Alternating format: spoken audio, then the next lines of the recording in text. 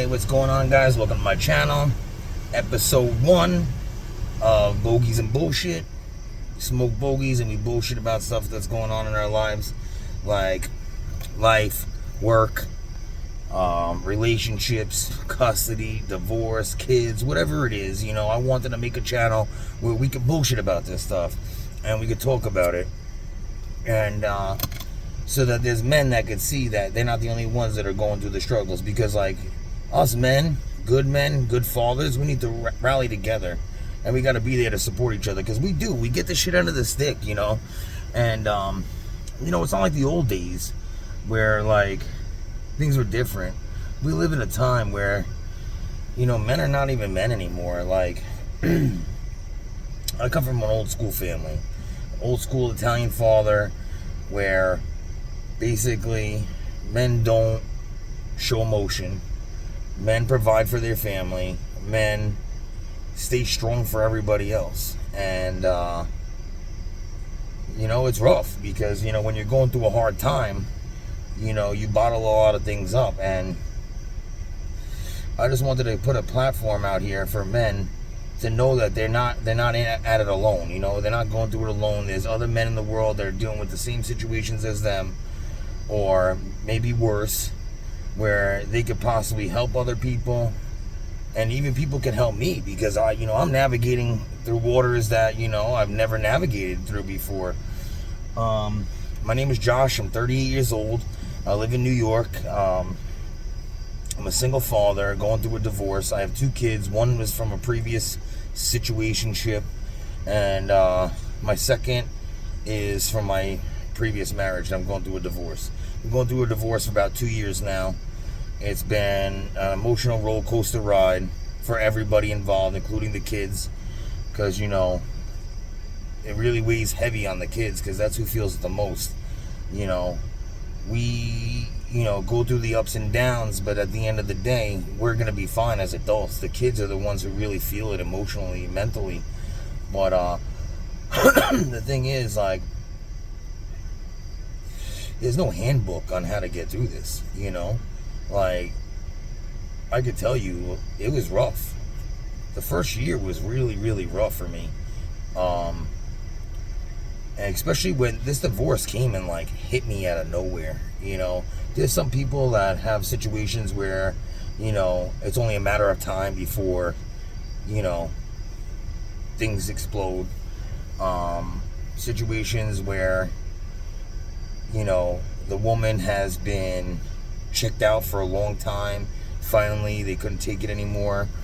And, you know, for us men, sometimes, like, it really came out of nowhere. Like, I know in my situation, like, you know, a couple of days before we decided to split, you know, we were all lovey-dovey. Like, intimate, kissing, hugging, going on a date, you know, spending time together, and then boom, like, we're splitting. And at first, I didn't know how to take it. Like, I just thought it was like a cry for help, for attention, I mean, and, like, I kind of just let it go for a little bit. And then when I saw that it was serious, you know, I tried to fix it. And, you know, it takes 2 to fix it, you know, and I was ready to put in 100%. I was trying to do everything I possibly could, but, you know, if the other party's not feeling it, you know, there's not much you can do. So things just got toxic. The living situation was miserable. We were still living together. We were married, but, like, separated, living in the same house. It was horrible. So, like, I had to make a decision. Like, I couldn't sit there and be miserable. I'm the type of person, and the kind of family that I'm raising is, like, marriage is sacred. Marriage is something that, like those vows are serious. Like, for better, for worse, for richer or poor, for sickness and health. Like, we are going to get through this no matter what. Any obstacle that's in our path, we're going to get through it. And, you know, for some people, that's not the case. And I tried, and then I just got to a point where, like, it was so miserable, and I filed for divorce. You know, I made that step to file for divorce, and me filing for divorce was kind of like, all right, like, this is it. This is over us right now. We're either gonna fix it or we're going our separate ways, because I'm not gonna sit here miserable. Like, I'm not doing that whole, you know, make up, break up. I'm not doing that whole, you go do your own thing, I'll go do my own thing, and then we'll see where it brings us. Like, you know, and, you know, And then it came a point where, like, another man was involved in the situation, and that's when I was just like, nah, it's over. But the first year was rough. I was miserable. I couldn't sleep.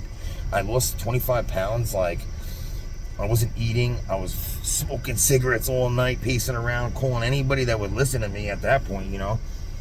I was really in la la land. Like, I was literally in la la land, like, venting to anybody that would listen to me, just because I had so much emotion and, like, devastation in me that I needed to, like, just vent it out and get it off my chest. It was killing me. Because, your whole life is flipping upside down at that point, right? Like, you go from being married, having a family, working hard, owning a home, to, like, everything changes like that. And it's a bitter pill to swallow, and it's a big change in your life. And for a man, it's like a gut-wrenching check to your ego. As a man, like, you don't want to fail, So it was definitely really hard for me for, like, the first year. I wasn't dating, I wasn't doing anything, and I was going through a rough time. And then one of my friends, a good friend of mine, we didn't talk for a while, and he was just checking in on me. He didn't know anything about the situation, just checking in on me, seeing how I was doing. And I told him what was going on, and, like, he really snapped me out of it. About a year in, 9 months to a year in, he was like, listen, man, he's like, I know it seems like your world's crashing down right now, but this might be, the best thing that ever happened to you. This is like, a rebirth. This is like a new beginning.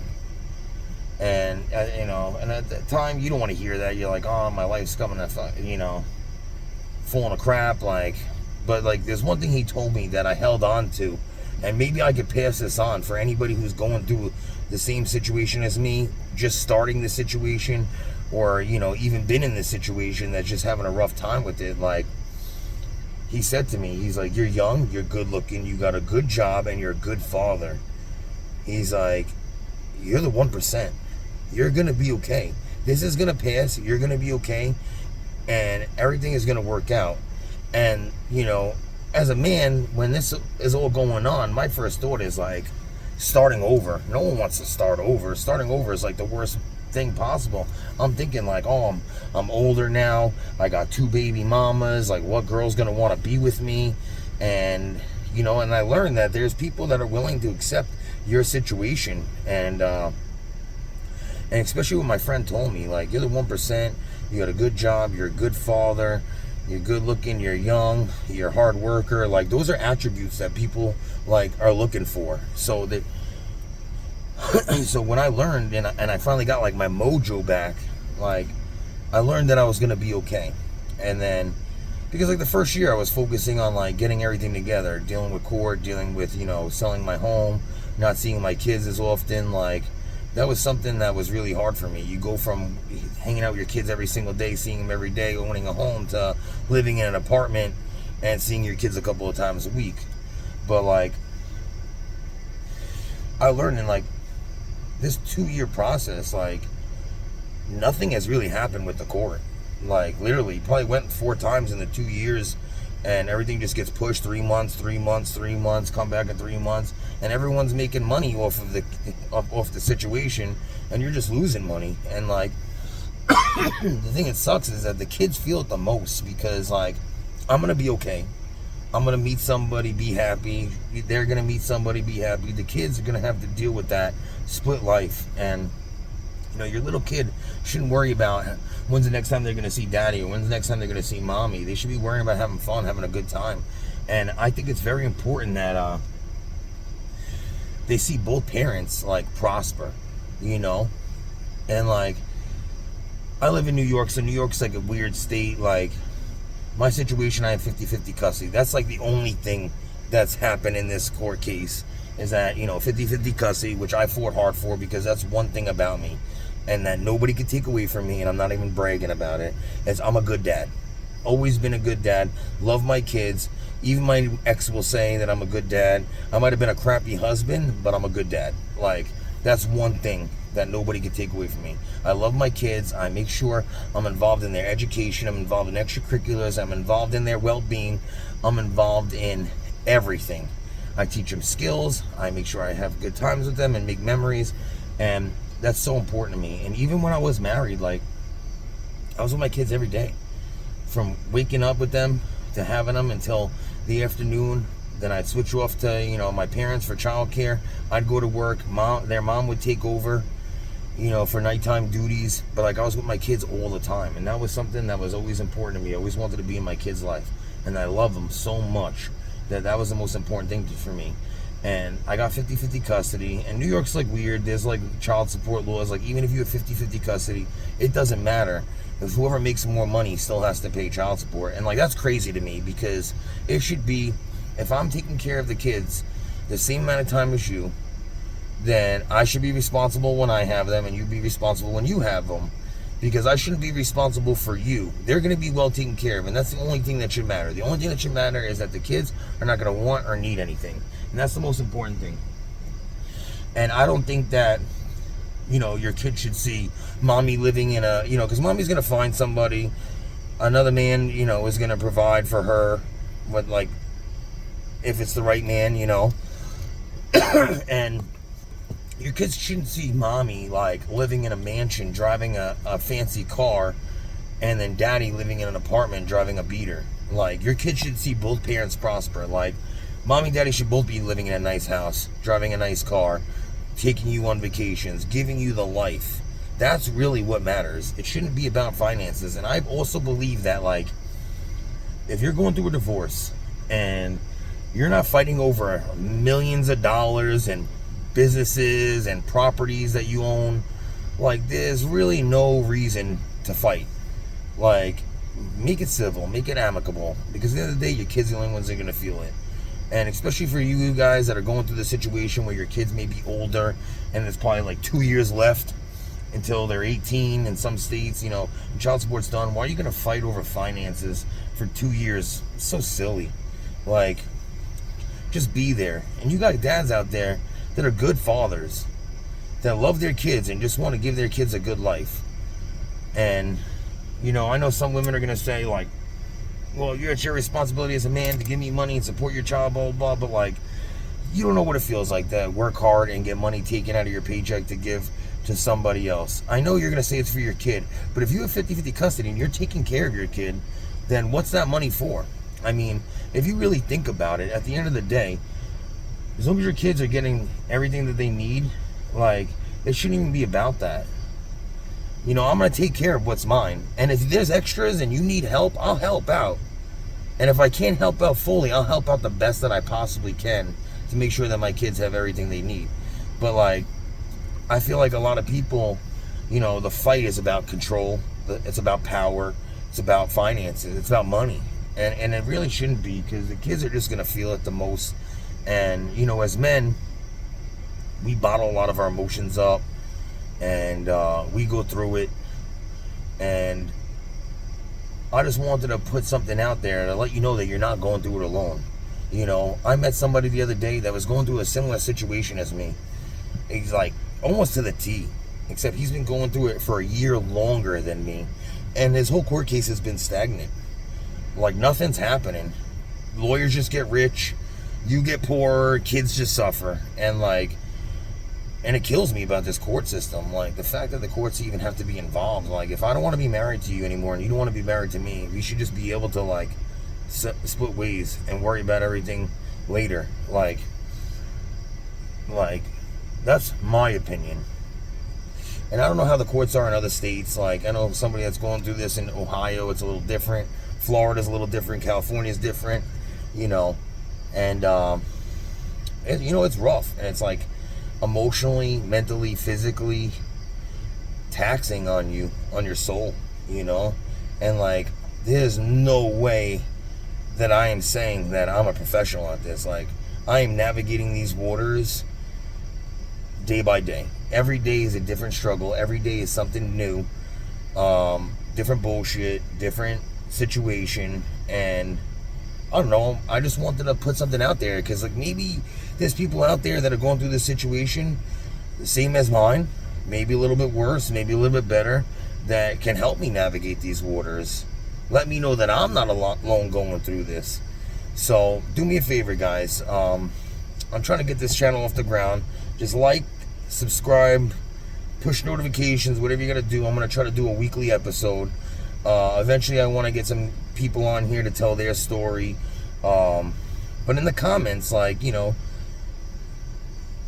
comment like if you have any answers to me, any questions, anything that you want me to talk about, like any ideas on how to navigate the waters of divorce and custody and, life in general, because life is hard, man. Like, life has a lot of cool curveballs going. Things are expensive, like, and, going through a divorce and custody battles don't make it any easier. And I know that there's guys out there that are struggling, and, I don't want to make it so that this is just exclusive to men, because I'm sure that there's women in New York State that make more money than their ex-husband, and they got to pay him child support and that 50-50 custody or whatever it is.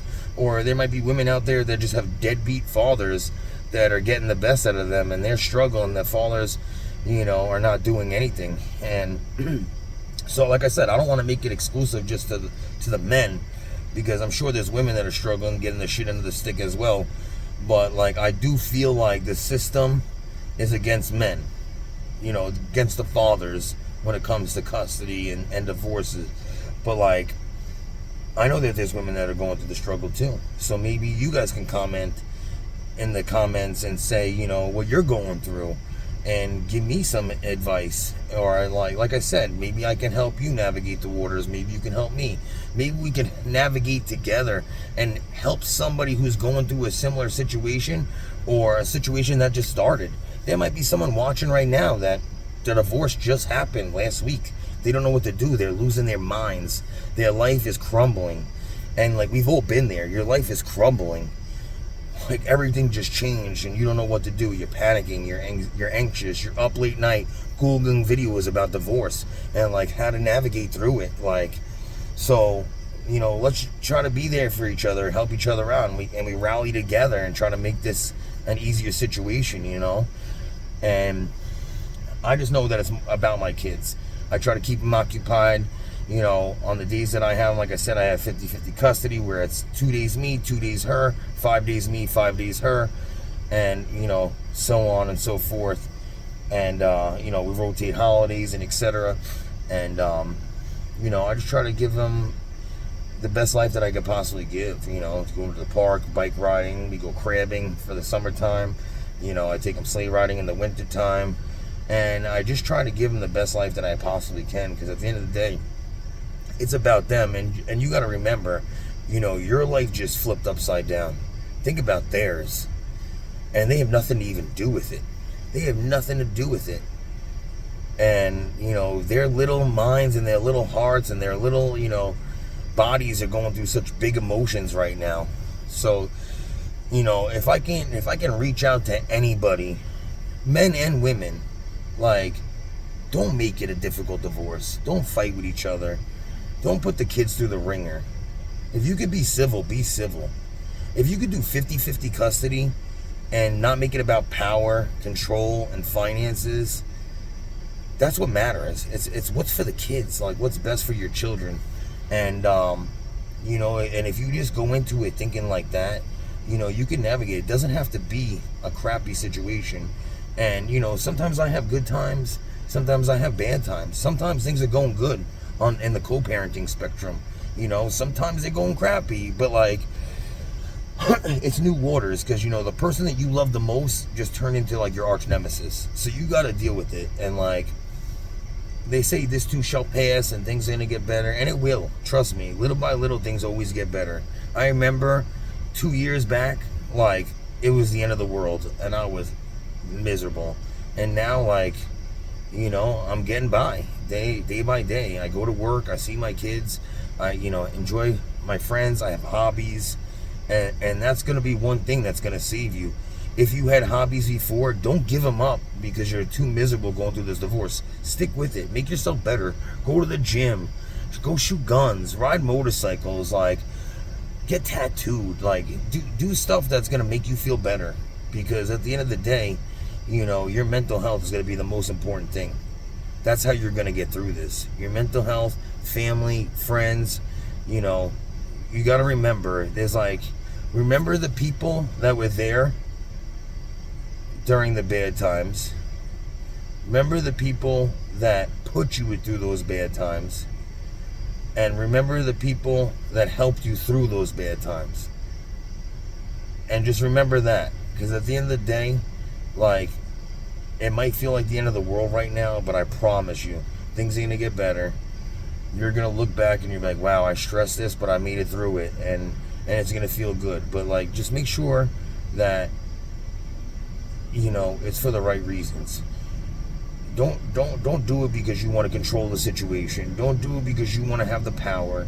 Don't control it because you just want to financially destroy the other party. You guys didn't work out. It didn't work out, right? Move on. You take care of your kids and you take care of yourself, and that's what matters. So I just wanted to, start episode 1. I didn't want to drag you guys through a full hour-long video, but I just wanted to break the ice, introduce myself. Again, I'm Josh, 38 years old, New York, single dad, going through the ups and downs of this crazy ride we call life, trying to navigate the waters. And like I said, if I can help you, maybe you can help me. We can help each other, and we can, pass on knowledge to other people going through similar situations. So do me a favor, comment down below. Let me know what you think.